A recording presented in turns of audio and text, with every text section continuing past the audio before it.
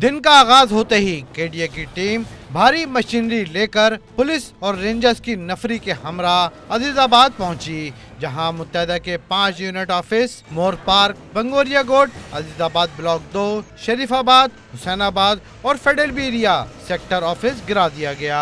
अब तक district east में MQM के 9, डिस्ट्रिक्ट साउथ में 6, कोरंगी में 7, मलिर में 9, वेस्ट में 4 और डिस्ट्रिक्ट सेंट्रल में 16 दफातर मिसमार किए जा चुके हैं।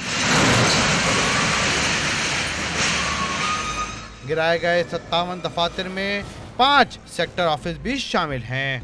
MQM पाकिस्तान के सरबराह फारूक सत्तार ने दफातर मिसमार करने के अमल को फौरी तौर पर बंद करने का मुतालबा किया था। कैमरा टीम और साथी रिपोर्टर मोहम्मद अली हफीज के साथ इमरान हफीज, डॉन न्यूज़, कराची।